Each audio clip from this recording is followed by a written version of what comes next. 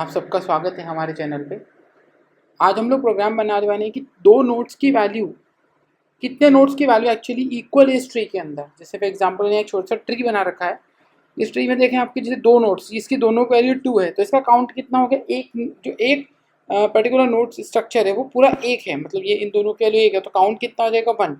अब यहाँ पे दो वैल्यूज, यहाँ पे 3 है और ये दोनों एक जैसी है, तो कितना काउंट आएगा? 2।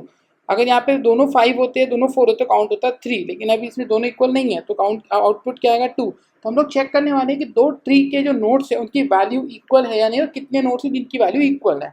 ठीक है, तो इसके लिए हम प्रोग्राम बना लेते हैं। नोट मैंने ऑलरेडी नोट क्लास बनाई हुई, मैंने आपको दूसरे कई प्रोग्राम्स में बता रखा है नोट क्लास बनाने का तरीका।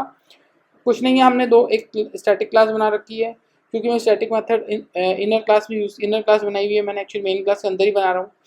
वैल्यू सेट की लेफ्ट और राइट सेट किया हुआ है, डिफॉल्ट वैल्यू नल सेट कर रखी है और वैल्यू स्ट्रक्च की है। ठीक है, इसके बाद हम नोड में वैल्यू पुट कर लेते हैं। जैसे इसमें एज इट इज कर लेते हैं, तो हम एक नोड बना लेते हैं, इसको हम कहते हैं रूट। ठीक है, रूट कह लेते हैं और इसको हम न्यू नोड सेट कर लेते हैं। इसके अंदर इसमें 1 सेट कर लेते हैं। ठीक है, और एक रूट के लेफ्ट हैंड साइड पे जाते हैं और यहाँ पे हम वैल्यू सेट कर देते हैं नोड में जाके 2।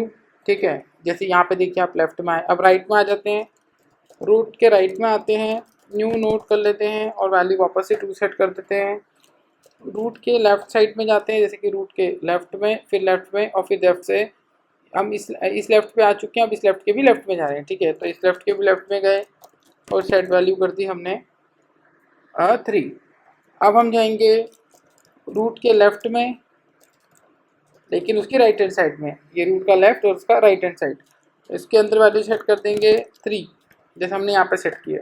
ठीक है, अब हम रूट की राइट हैंड साइड पे जाएंगे और उसकी लेफ्ट हैंड वैल्यू सेट कर देते हैं, उसको सेट कर देते हैं हम यहाँ पे हमारा 4। ठीक है, और यहाँ पे हम जाते हैं रूट के राइट हैंड साइड पे, उसके भी राइट हैंड साइड पे, और यहाँ पे एक नई वैल्यू सेट कर देते हैं, उसको हम कर देते हैं 5, जो कि इस ट्री में दिखाई दे रहा है। हमने बस वैल्यू की वैसी वैल्यू सेट करी है। ठीक है, अब हमारा प्रोग्राम बनाते हैं, मेथड बनाते हैं। हम एक प्राइवेट मेथड बना लेते हैं, उसका रिटर्न टाइप इंट देते हैं, क्योंकि हमें काउंट चाहिए। ठीक है, तो हम स्टैटिक बना रहे हैं क्योंकि स्टैटिक से कॉल कर रहे हैं, उसको हम बोल देते हैं कंपेयर ब्रांचेस। ठीक है, कंपेयर ब्रांच नाम से एक मेथड बनाते हैं। इसके अंदर हमें दो नोड्स की जरूरत पड़ेगी, तो हम नोड ले लेते हैं। एक को बोलते हैं, नोड को रूट बोलते हैं, दूसरे नोड को बोलते हैं रूट 1। ठीक है, सबसे पहले चेक करते हैं, अगर रूट नल है और साथ में रूट 1 भी नल है, उस केस में हम क्या बोलेंगे? यहाँ पे हमें 0 रिटर्न करवाना है, तो हम क्या रिटर्न करवा देंगे? यहाँ पे हम 0 करवा देंगे, रिटर्न 0। ठीक है, अब हम देखेंगे, अब हमें पता लगे कि दोनों की वैल्यू सेम होना चाहिए। तो रूट की 1 की वैल्यू अगर इक्वल्स टू है रूट 1 के वैल्यू के, मतलब दोनों की वैल्यू इक्वल है, तो हम क्या रिटर्न करवाएंगे? 1 पर प्लस वापस उसके अगले नोड पर भी जाएंगे, तो हम हमारी कंपेयर मेथड का मेथड कॉल करेंगे और हम यहाँ पे रूट के अंदर उसका लेफ्ट कॉल करेंगे और रूट का ही राइट भी कॉल करेंगे, और जो वैल्यू आ रहा है, जो मतलब हमारे पास वैल्यू आ रहा है, उसको प्लस करेंगे, कंपेयर को वापस कॉल करेंगे। अब हम रूट 1 की लेफ्ट में जाएंगे। ठीक है, रूट 1 के लेफ्ट में जाएंगे और रूट 1 के ही राइट में भी जाएंगे, क्योंकि हमें दोनों साइड जाना है, दोनों का कंपेयरिंग भी करना है। ठीक है, हमें दोनों को ऐड करना है, तब उसका वैल्यू आएगा। ठीक है, अब अगर ये केस भी नहीं बनता तो हम सिंपल से कंपेयर ब्रांच को कॉल करेंगे, लेकिन सेम तरीके से कॉल करेंगे, उसमें कुछ भी ऐड नहीं करेंगे, बस इसको कॉल करके यहाँ से खत्म कर देंगे। ठीक है, बस हमने इसको कॉल कर दिया, कंपेयर ब्रांच मेथड को कॉल किया। अब हम यहाँ पे आएंगे और हम यहाँ पे हमारा एस आउट कर लेते हैं और यहाँ कंपेयर ब्रांच को कॉल करके अब हम यहाँ पे रूट की लेफ्ट वाली नोड पे जाएंगे और रूट की राइट वाली नोड पे जाएंगे। ठीक है, क्योंकि हमारा एक ही रूट है।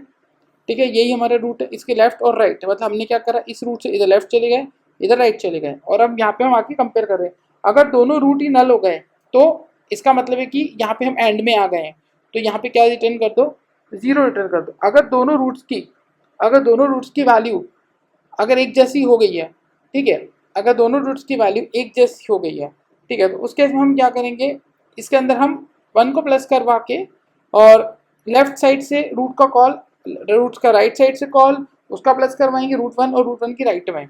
ठीक है, और यहाँ पे हम रूट 1 के लेफ्ट और राइट में दोनों का कॉल करवा देंगे। मतलब अगर मान लीजिए दोनों वैल्यूज नॉट इक्वल होती है, उस केस में हम लोग इसको डिफॉल्ट कॉल करेंगे। ठीक है, चलिए एक बार प्रोग्राम को रन कर लेते हैं।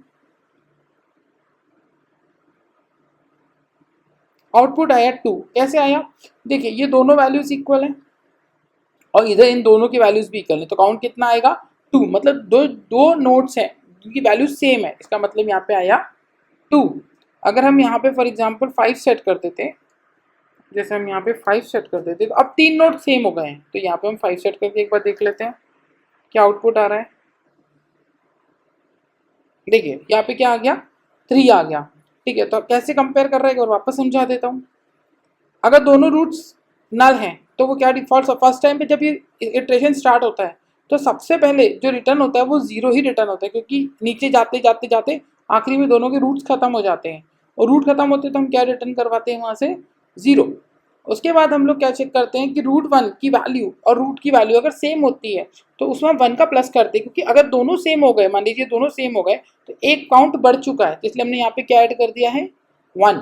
मतलब एक मिल चुका है, और फिर यहाँ पे आगे भी कंपेयर करने चलेगा, हो सकता है कि यहाँ तो हमारा 1 हो गया लेकिन उसकी चाइल्ड्स भी तो देखने हमको।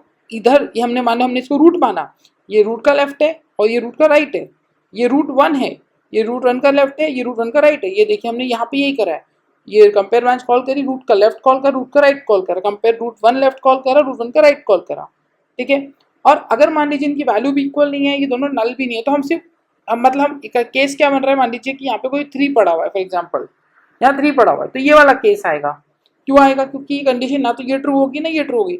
उस केस में हम सिर्फ नीचे वाली ब्रांचेस को चेक करने के लिए जाएंगे और कंपेयरिंग कुछ नहीं करेंगे। मतलब यहाँ पे हम कोई भी चीज़ रिटर्न नहीं करवा रहे, हम यहाँ पे 1 को प्लस नहीं करें क्योंकि हमें कुछ भी वैल्यू सेम नहीं मिला, इसलिए हम यहाँ पे कुछ भी रिटर्न नहीं करवा रहे, इसलिए हम आगे वाली नोट पे जाके उसको चेक कर रहे हैं। हमने वापस इसको रिकर्सिवली कॉल करा, सेम रूट के लेफ्ट को राइट को, रूट 1 के लेफ्ट को राइट को कॉल करके इसको यूज़ करा। आई होप आपको ये लॉजिक समझ में आया होगा कि आप दो रूट के नोट्स को कैसे कंपेयर करा सकते हैं, उनकी वैल्यू को कैसे चेक करवा सकते हैं।